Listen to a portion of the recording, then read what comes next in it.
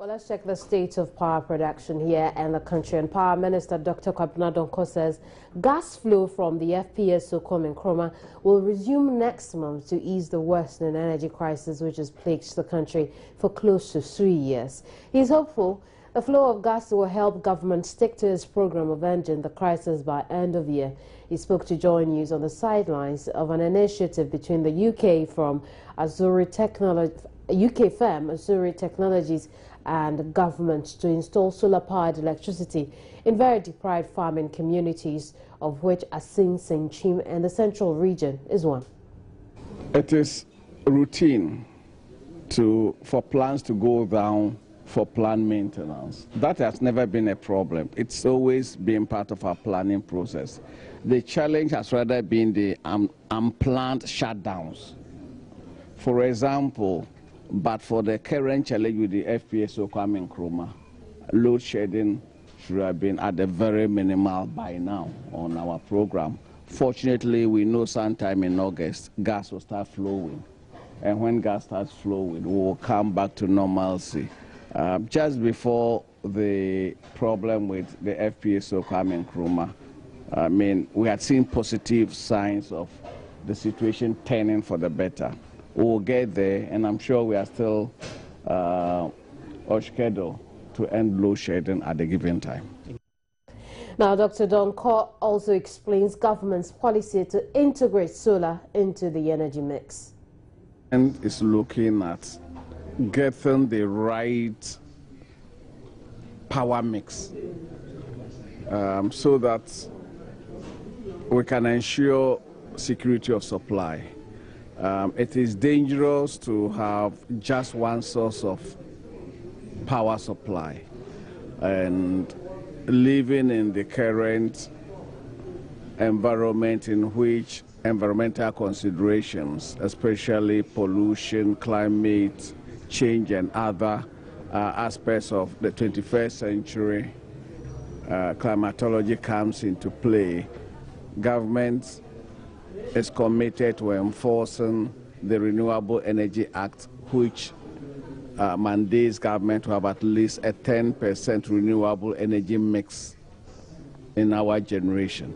The VRA solar farm, yes, is to be expanded. But more importantly, the government is encouraging the private sector to set up solar farms. I have currently on my table more than 30 applications for various solar projects. What has been the hitch has been that most of them have required government consent and support agreement, which I think is not right. The health sector has been suffering from a series of labor issues over a period now.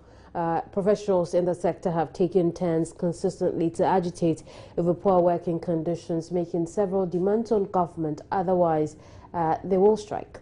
From the Dunkwa of nurses busing themselves to Accra to demand the allowance, to the Ghana Medical Association threatening to resign en masse, then to the junior doctors, and then to the latest on the block, Government Hospital Pharmacists Association issuing threats of strike after government failed to meet their demands for almost a year now. We'll get into a conversation around these crises, but let's talk about the members of the Ghana Medical Association whose 11th hour to government to meet their demands is actually nearing, and they are expecting government to document their conditions of service. Now, let's find out what the developments have been since the last meeting with government. I'm joined over the telephone by the president of the association, Dr. Frank Opoku-Ejuse. Thanks for your time here, Doc. Well, I think we lost Dr. Ejuse there. I would work the phone lines and raise him over the telephone again. But this must be of worry to you, seeing the health sector tumble with a lot of labor agitation in the country. We'll get into a conversation around that in a bit. In the meantime, though,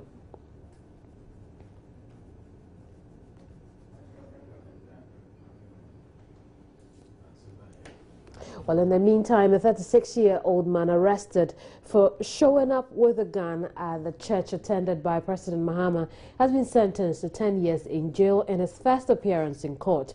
Charles Entry was arrested last Sunday at the Ringway Assemblies of God Church. Though the accused Charles Entry pleaded not guilty, he told the court he wanted to kill the president. The incident happened during church service Sunday, but the president and the first lady were absent at the time. Joy News' Kwacha Nyama, who was in court today, reports that Charles was in court yesterday, rather. Reports that Charles Entry appeared unrepentant as he showed no sign of remorse when he was ushered in by security personnel. The man was charged with possession of firearms without lawful excuse, contrary to Section 11. But pleaded not guilty. Ironically, he confessed to the court that he had indeed wanted to kill the president and went on to explain to the court how he was driven by the extent of development in countries he's visited, such as Libya, where despite the lack of multi-party democracy, they were far more developed than Ghana with all of its democratic achievements.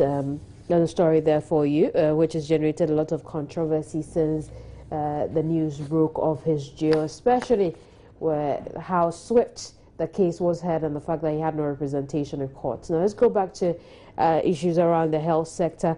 Dr. Franco Eduse has joined me over the telephone. Thank you for your time here, Dr. Eduse. Dr. Eduse, good morning.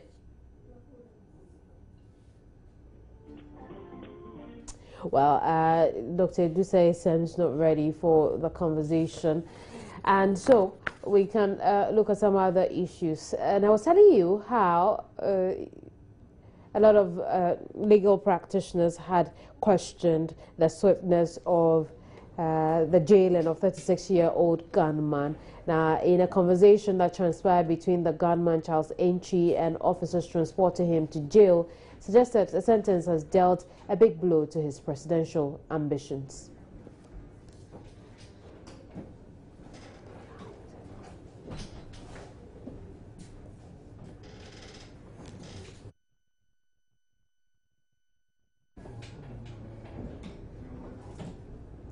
Well, there's more to come here. Please don't go.